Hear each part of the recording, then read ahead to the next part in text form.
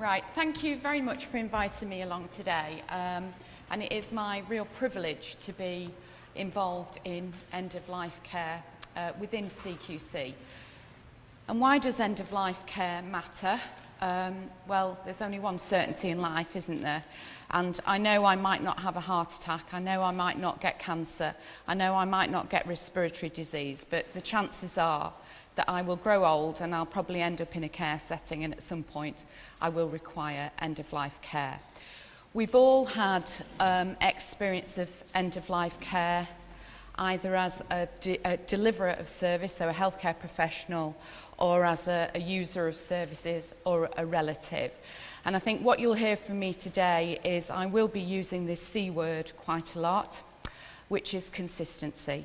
And I don't know about any of those of you who have had experience either as a relative or a friend or a loved one, that your experiences of end-of-life care can be anything from really awful all the way through to outstanding. And that can be the case in an 8-hour period, in a 6-week period. And that really, for me, is what we have to absolutely address and eradicate. It should be good from start to finish. My dad died about 2 years ago, and I had an experience literally from the sublime to the ridiculous, and I was privileged enough to be humbled by some of the care that was delivered to my dad, and unfortunately I equally felt so embarrassed to be part of a system that failed to deliver his needs in a way that we would all expect. But I am going to talk about what's really good and what we find that's really good. First, I'll talk a little bit about how we're moving to a slightly different model of inspection, which will impact on all of you in acute and in independent sector. And then I'll talk a little bit more about what we found in those outstanding trusts. And what I will say is that what you will read on the screen, and obviously the handouts will be available for you, is you'll probably look at that and think, well, hang on a minute, we're all doing this. And that will absolutely be the case. There will be elements of outstanding care that every single organisation is delivering. But it's about consistency, and it's about a systematic approach to making sure that there are consistent levels of care and standards of care. And equally, in an outstanding organisation, you may well recognise that there are elements of your service delivery and your practice which requires improvement. I hope you find some of this useful. What I will say is, sadly, there aren't that many end-of-life services that are outstanding across the board, so that gives you a really good opportunity to have a look at all of those reports, go through them with a fine-tooth comb and learn from others. And that was a key theme of what I've just heard, is around adopting and adapting best practice. So, I will attempt the world's trickiest clicker. Wow. Okay, so it's no longer the next phase, it's business as usual. So you'll all be aware that we were running comprehensive inspections that were looking at all core services within NHS organisations, and that involved large teams of staff looking at every core service, and we're moving towards a much more focused model. So we will be relying very much on the information that we get back from organisations. So sadly, for those of you involved in the provider information request, it's not going away. It is a slimmer version, but we will still be relying on that information. We'll then move to a regulatory planning phase, which is where we plan the inspection, and that will be targeted, and that will be based on risk, it will be based on your previous ratings, and it will be based on any intelligence that we pick up along the way, which will dictate how often we go in to review services. We will be doing a boots on the ground inspection annually once we get through the transition phase. So eventually, when all trusts are at good ratings, you can expect that you will have an annual well-led inspection and at least one core service unannounced. But at the moment, the average is about 4 core services, and they are all unannounced. And that was a very, very clear message that we got back, both from service users and from healthcare professionals, is that you really value the fact that these inspections are unannounced. So we will continue with that. And you'll be delighted to hear that our reports will be a much shorter version and a much more summarised version. And for those of you who've been involved in this round of inspection, you will have noticed that it's a shorter summary report, but that's backed up with quite a lot of evidence appendix. And our monitoring will be there in an ongoing basis, and our engagement with you, our relationship management, is absolutely crucial. So what are we trying to achieve? Well, you know, stating the obvious, what we're trying to achieve is moving more trust towards outstanding. You know, is good enough? I don't know, but we all have an ambition to move everybody towards outstanding. And we focus on improving through our harder levers, so around enforcement action and how we register new entrants into the market. And then we use those softer levers around encouraging improvement through the publication of our report and building relationships and sharing best practice across the system. I'm always asked, what difference does regulation make? And I know we could probably debate this till about 3 o'clock in the morning. But what we are seeing is a steady shift towards good. So you'll see there that we've seen an increase from 45% to 54% of trusts getting an overall good rating. Now, you could say, well, that's still half that aren't, but we are seeing a steady shift. So that's more generally around what we find. So I'll come on to a little more about end of life. And I was absolutely delighted, Cherie, that our figures almost match. So yeah, and you'll see there that what's that telling us? That's telling us that there are around about 10% of trusts overall, 10% of locations, sorry, for end of life that's outstanding overall. And you can see the split of the ratings there. No trusts are outstanding in safety in either end of life, and I think there's probably only about 1 or 2 services where we've found a rating of outstanding for safety, but you can see the split of the ratings there. I'm delighted to say that probably about 12 months ago in the caring, we had 2 inadequates in caring in every service nationally, and they were both in end of life, which I just felt was entirely unacceptable, but they've subsequently moved up to requires improvement. So you'll see the spread of ratings there. Not doing bad around caring, but still, you know, a number of trusts there needing to move into the outstanding, and a bit of a mixed picture in other areas. So what do we find in, I've left safety off because we don't have any outstanding ratings in safety. You'll be glad to know I'm not going to read every single line from this slide, and what I've just picked out are where it's evident that the services that are being provided have gone the extra mile in these particular areas. And again, you'll be sitting there saying, well, hang on a minute, we got a requires improvement. We do engage in local audit. We do engage in national audit. But this is where the trusts are able to demonstrate that there's a real systematic approach to that, and it's everybody's business. So in terms of local and national audit programmes, that there's absolute buy-in to that, and it's not only a participation in that audit, but that there are lessons learned, that the best practice is being shared, and then that's owned, and there's a real commitment and passion to it. And people don't wait for the list of audit topics, that those audit topics for local audit are absolutely generated from incident, from complaints, from learning, from a will to improve services. And again, the improvement initiatives are actively promoted and engaged with, and that's not just by 1 or 2 individuals, interested individuals. This is a real team effort.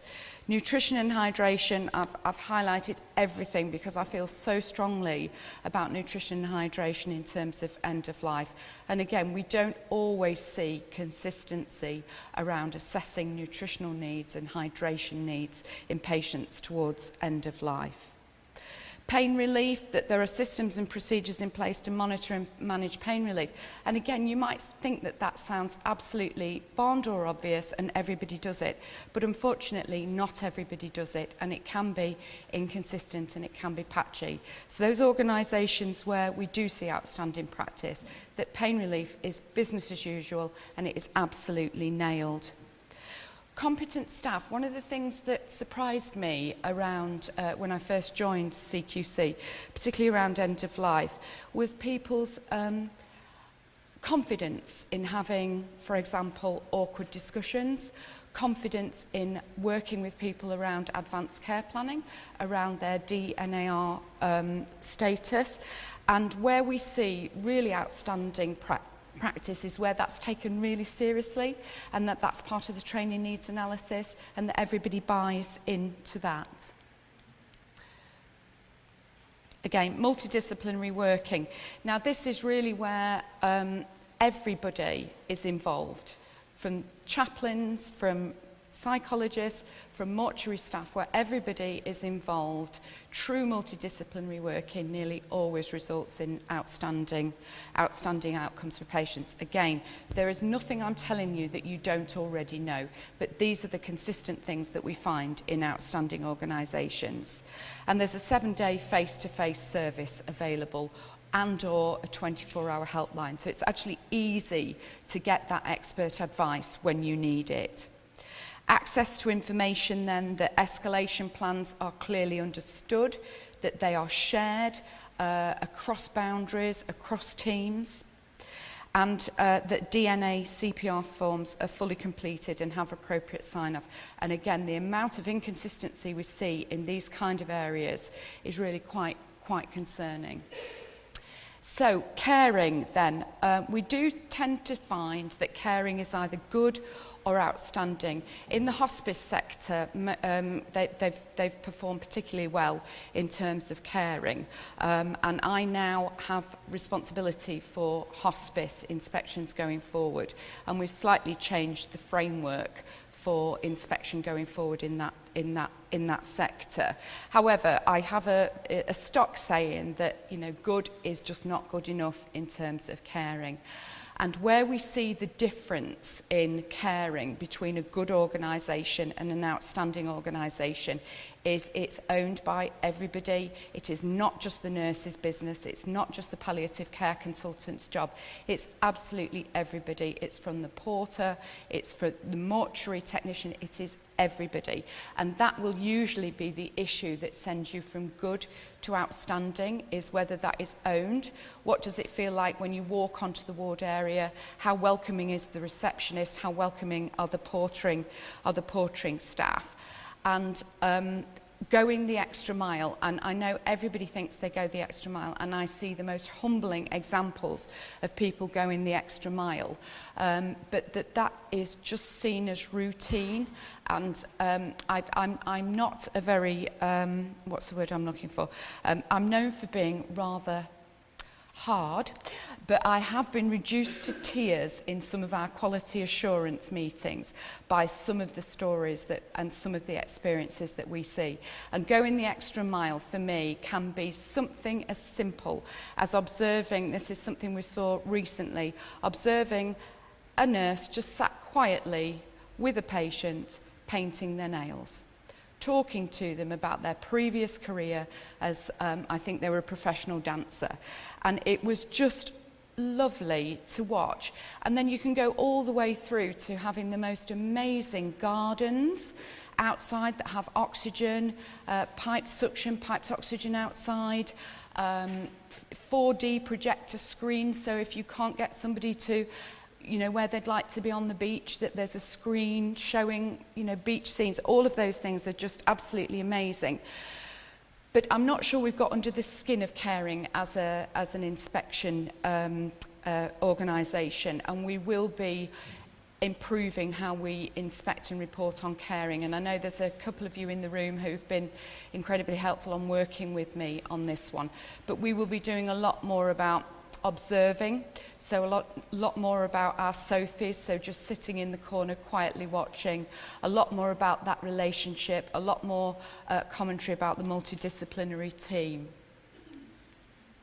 Responsive. So it is so important that, and again, where we see outstanding examples is where services are really taking the initiative in working across the boundaries and in developing pathways that enable seamless care. And I know that might again sound obvious, but it's not something that we see consistently applied, and it's so important that acute trusts are in there and driving some of the agenda around there. Fast-track discharge, again, we see quite varying approaches to fast-track discharge. So one person's definition of fast-track discharge might be 5 or 6 days, and another person's might be 5 or 6 hours. But certainly those organisations that are focused on getting people to their preferred place of care meet patients' needs a lot more proactively. And the issue for me about meeting people's individual needs, 9 times out of 10 we do see that individual needs are met and they're met well, but it's making sure that vulnerable adults, anybody with a protected characteristic, that all of those needs are met as well, and that is just part of routine care planning and routine business planning.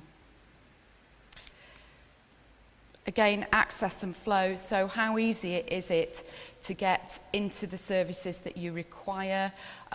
Is it seamless? Is it quite clunky? Are you moved around too much? And again, those organisations that are focused on this and have a real audit trail around it tend to work better. And as well, we expect some real leadership around negotiating with commissioners around pathways across the community. Learning from complaints and concerns. Most organisations get few complaints around end of life, and we don't deal with individual complaints as CQC, but very often families will get to the point where there's nowhere else to go and will engage with us. And I have about 5 or 6 families who I've been engaging with for quite some time, and they are all around end of life and failure to learn and the response that they've had back from the trust. So I think it's, we all know in this room that, the experiences that you have at end of life can stay with you forever, both good and bad. And it's really important that those families who find it very difficult after a patient's died have a real opportunity to air their views, and that they can see very clearly that the experience that they and their relatives had, that's been learnt from and services have been changed. So well-led. Where we see outstanding in well-led, it's that there is a real clear vision and strategy. Everybody owns it, everybody's bought into it, and everybody from the porter right the way up to the chairman can articulate what end-of-life strategy means for that organisation, and that staff have been involved in that. Where there is, it's sometimes quite difficult to see very clear governance and risk management structures just around end of life, and sometimes that's because of the way services are delivered. It might be part of another service, but those organisations again that tend to do very well on well-led are ones that have taken the time to make sure that they are cited on end of life specific safety, risk concerns, etc. Leadership teams that are highly motivated, enthusiastic and inspire staff to provide high quality care. The culture then, and this is the one where we all, you all know it. It's difficult to quantify sometimes, but it's that 15 steps. As soon as you walk onto that team, onto that ward area, you know that there's a really positive culture. And what we see with that is that there's really effective team working, obvious mutual respect among staff. And I've put there that mortuary staff feel a sense of belonging to the wider end-of-life care team. And sometimes it's a part of the service that can be forgotten. We met an absolutely fantastic mortuary porter in a trust recently, and he was just saying, this is my dad, this is my mum, this is my son. I treat them as if they're one of my own. And it was just absolutely delightful. Staff engagement and public engagement. So really, are your staff truly engaged in the future development of the service? Is your voice listened to as staff members? And again, similarly with patients. And innovation, improvement and sustainability, is that celebrated? Is that part of business as usual? So those are the things that these are the key themes that we've pulled from our reports around outstanding services in end of life. Please, please, please do take the time to have a look at our reports. They're widely available, and as I say, you'll all be sitting there looking, thinking, well, we do a bit of that. Absolutely you do. I'd be the first to say that, but it's making sure that it goes all the way throughout. So Cherie invited me along to the improvement initiative, which has been absolutely wonderful, and I engage with the Moving to Good programme as well. And I'm often asked, well, what makes the difference? And the key to improvement, again, really no surprises here. It's around leadership. And that could be leadership of the trust, that could be leadership of the service, it could be leadership at team level. And where we find that people make that change and make that change at pace is where there's acceptance of what we found as a commission. And sometimes, topical reference, people spend more time arguing with the ref than actually getting on and putting those services right. And I can tell you now, by the size of somebody's factual accuracy submission, how long it will take them to get to a point of acceptance and improvement. It's around having leadership grip. Do you really know what's happening in those services? And you absolutely have to nail that ward to board and that temperature taking, that pulse check throughout the organisation, and that there are embedded and consistent systems, whether that's for risk management, whether that's for pain management, whether that's for staff appraisals, that will make the difference. And that there's a real strategic coherence to safety. So it's not just a set of disparate safety initiatives, that there is a coherent strategy underpinning them. That there's an open culture. And the one for me that ties in absolutely with that is we know we're going to get a good rating where there is real genuine staff pride in the services that they're delivering, and there's equally public pride in the services offered. So key features of an outstanding provider. I'm often asked this, and I've debated this long and hard, but I've got it down to these three. So firstly, governance. So the real nuts and bolts of governance, your incident reporting, your safety management, your complaints management, all of those have to be consistent, they have to be coherent, they have to be understood, and they have to be meaningful. And then there's real heart and soul, and it's very difficult to quantify, but we all know it when we see it, that people are very genuine about the care that they deliver. And clinical excellence. So we often see a number of organisations where the governance is great, the heart and soul's great, but if you've not teamed that with clinical excellence and you know what clinical excellence means and you're able to measure it and monitor it, you're unlikely to get to outstanding. And then, of course, my favourite, which is consistency. And if you can deliver those three consistently, from nurse to nurse, from doctor to doctor, from porter to porter, from ward to ward, from trust to trust, then you will definitely get your rating of outstanding. Thank you. Can I also thank you for the work that you do? I know that it can be quite a burden getting ready for your CQ inspection and going through it, and it's only the beginning really. So I'm always very conscious of the amount of hard work that everybody puts in following any of our visits, and it's just great to see those improvements coming on stream, and that isn't down to us, that's down to everybody in this room. So a really big thank you on behalf of CQC for everything that you do day in, day out. Thank you.